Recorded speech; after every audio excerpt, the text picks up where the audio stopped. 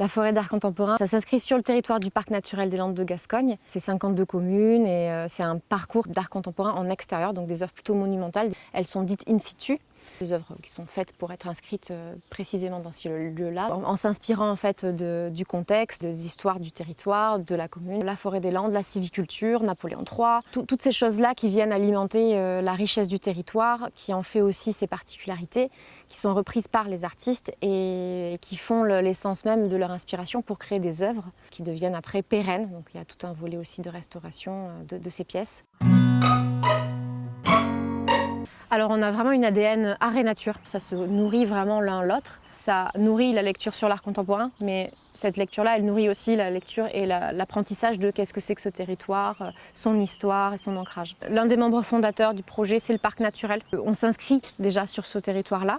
C'est vraiment lié à leur travail à eux en termes de recensement du bâti, recensement du patrimoine naturel aussi, préservation. Dans l'approche qu'ont les artistes au lieu, évidemment, comme ce sont des œuvres in situ, il est évident de s'inspirer et d'être en respect et de pouvoir avoir ce côté nature.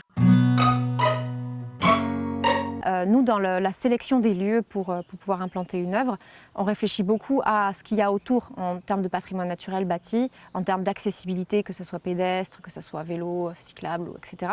L'environnement, les espaces sont tous très différents. Ça crée un rythme tout à fait différent d'une œuvre à une autre. L'important, c'est parfois, elle se situe juste à côté d'une église en plein milieu du village, ou alors elle se passe à 2 km en forêt après une balade. Ce qui est bien, c'est qu'il y en a pour tous les goûts aussi. C'est qu'il y en a pour les grands marcheurs, il y en a pour ceux qui veulent tomber dessus tout de suite. On n'approche pas l'œuvre de la même manière. De toute façon, elle sait qu'on accède tout de suite à elle.